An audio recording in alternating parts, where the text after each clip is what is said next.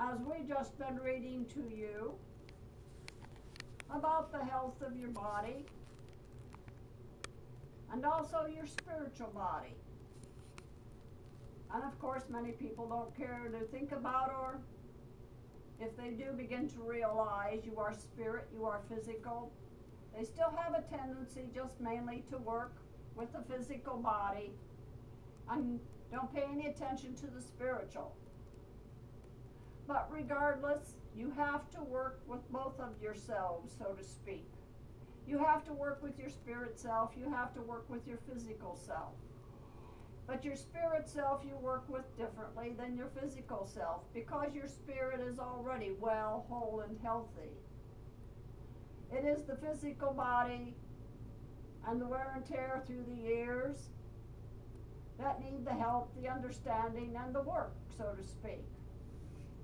But you can combine your spirit and physical together. You have your mental mind, your spiritual mind. And as you work, as you open your spiritual doors and grow with your spiritual understanding, it is much easier to cope with and to work with your physical mind and body. And there are many people in your world, if they were more aware of their spiritual side as well as their physical side, they could accomplish much more. And many times, and you've heard it said in your world, I know, you'll wake up with a terrific headache and you just can't get away from it. It's just there pounding away, and no matter what you do, it just doesn't let up, doesn't get any better. But if somebody comes by and starts talking to you, or you have to do something and start focusing on another problem or another whatever it is, all of a sudden it dawns on you, gee, my headache's all gone, or I just barely have a headache now. And that is because the concentration is taken off the pain, off the problem. You have channeled the energy into another river, so to speak. And if you learn to do that, you can do that with many things that goes on in your body. An ache, a pain, a discomfort, whatever it might be. But your mind can help heal yourself as well as anything else can.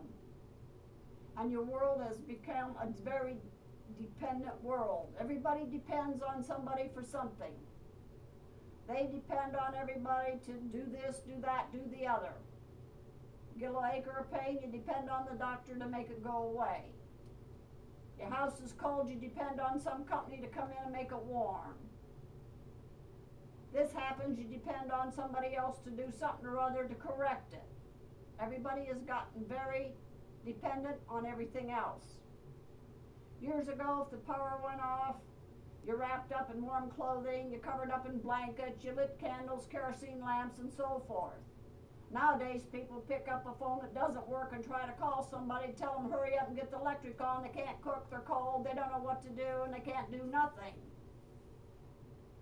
And it's the same with everything else in the world today. Car breaks down, everybody calls tow truck. No such thing anymore as anybody doing anything other than just call somebody to come get it.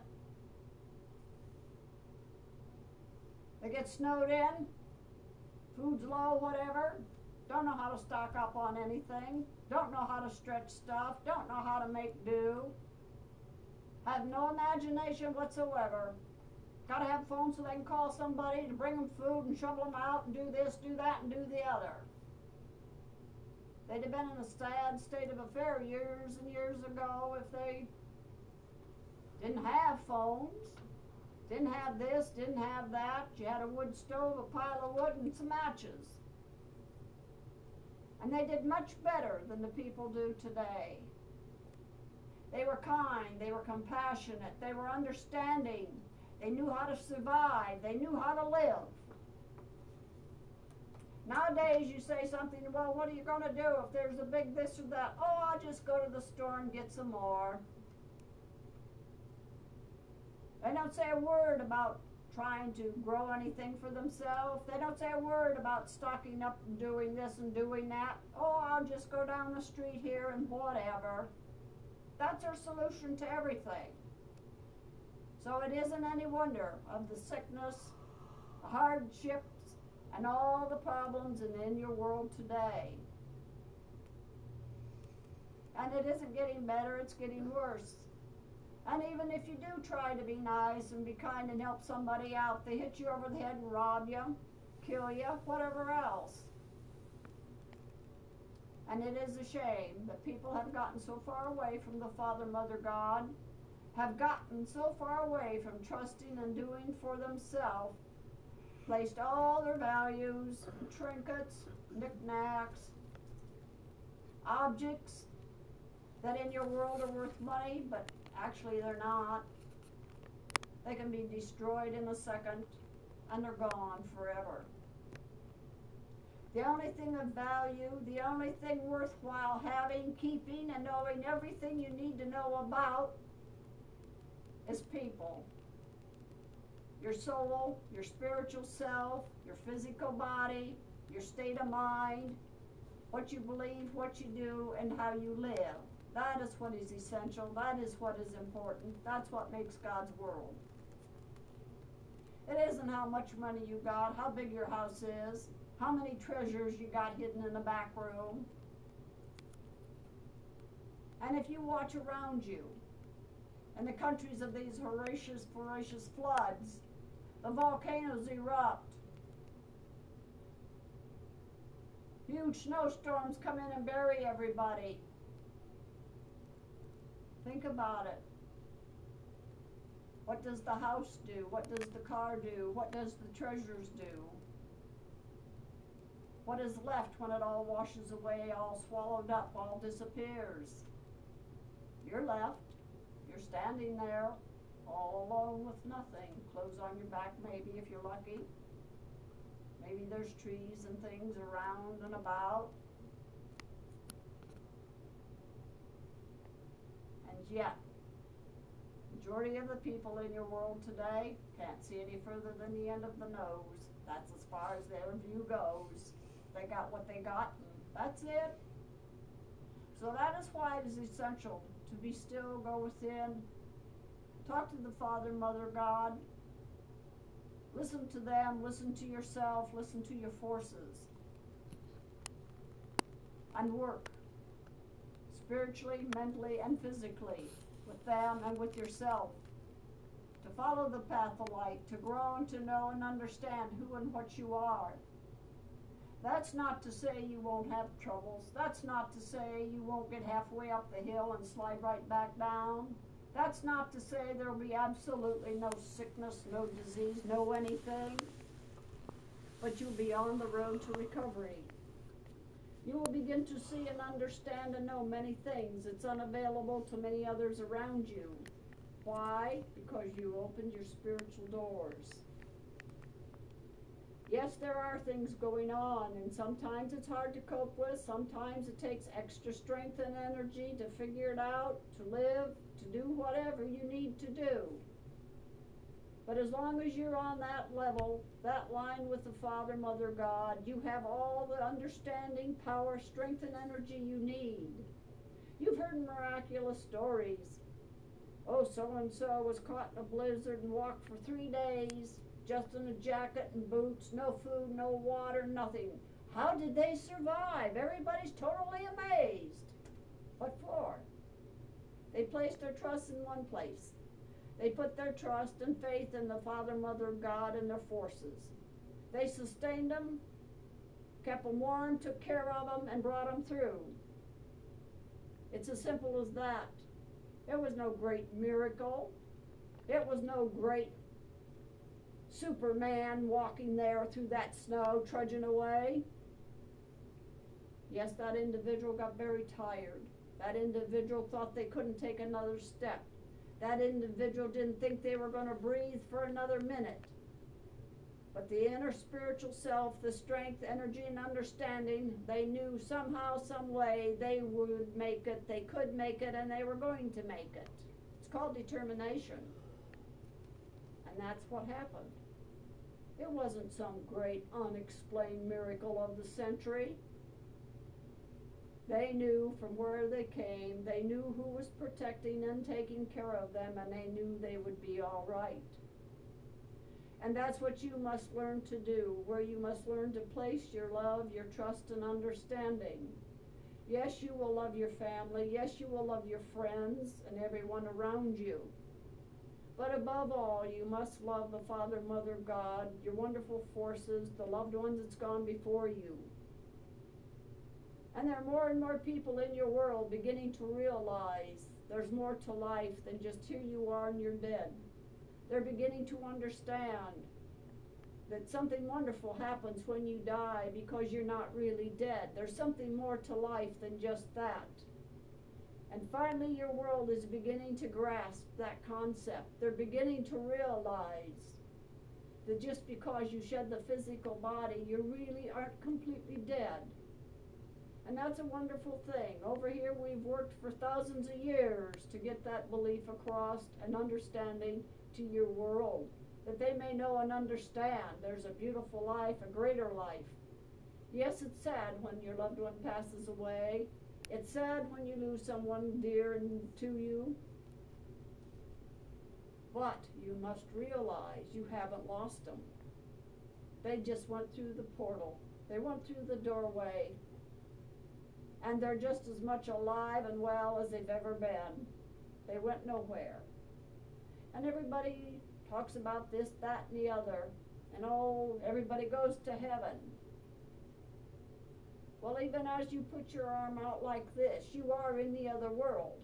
Only thing is, they're on a different vibration. You can't feel it. You don't absolutely see it at that moment. But that is why when people say, oh, out of the corner of my eye, I caught a glimpse of someone standing there. I thought I heard someone call.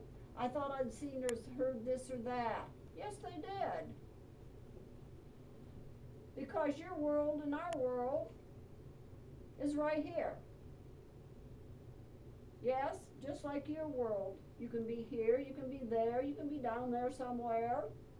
But at the same time, the worlds are together. They're not separate. This one isn't 500 million miles away from this one. It doesn't work that way.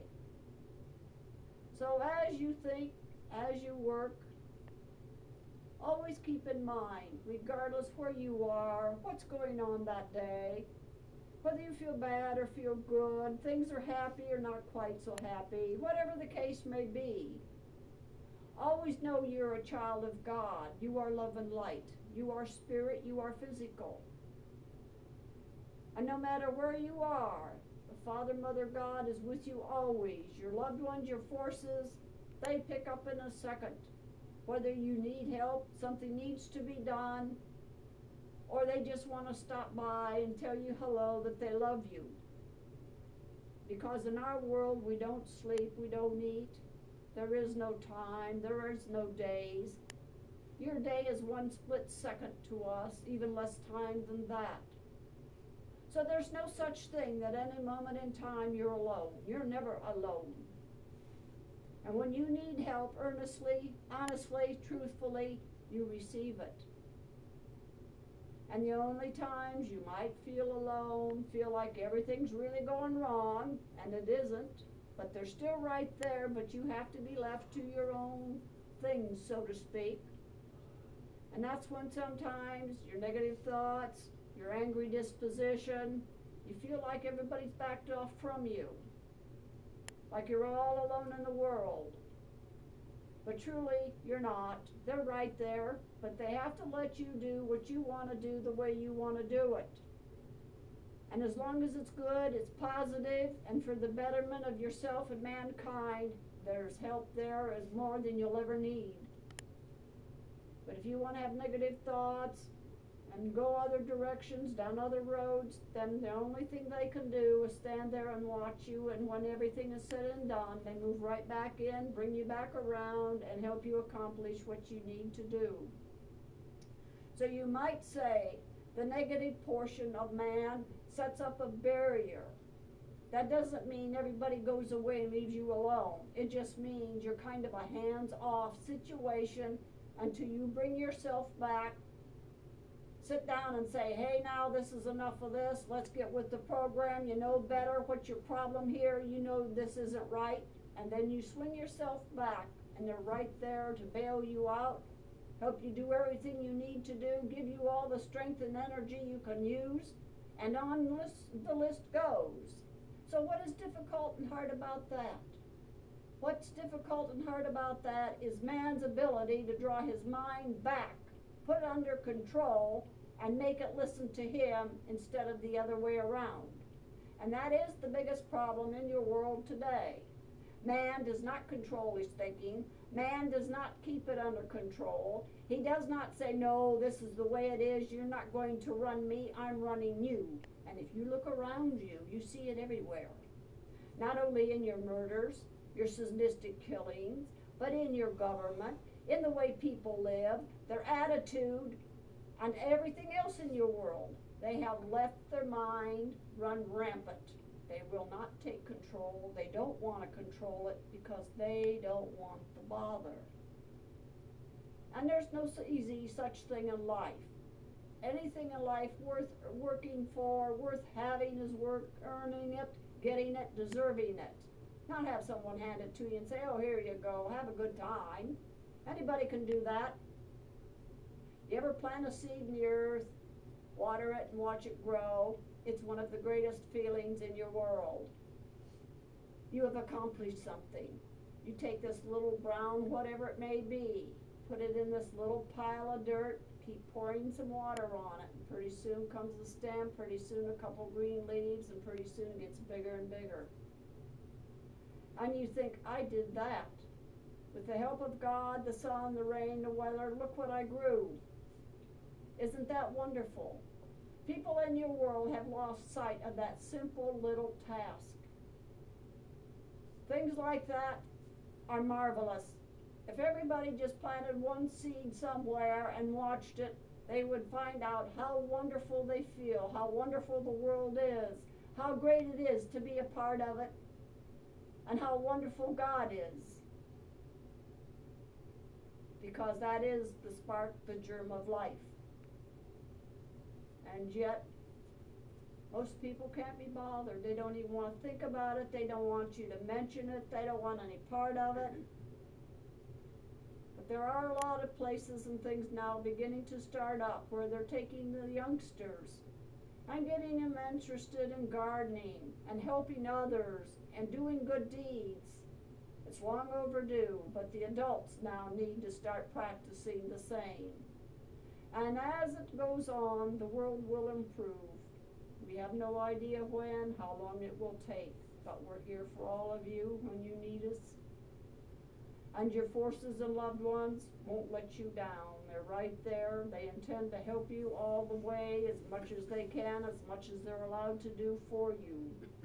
Because we do have to leave you, enjoy life, live your life, and do many things for yourself. But that doesn't mean we have ran off and left you. That doesn't mean we don't love you. It just means you must grow spiritually, physically, and enjoy the Father, Mother, God in yourself. We thank you. God bless you. God bless.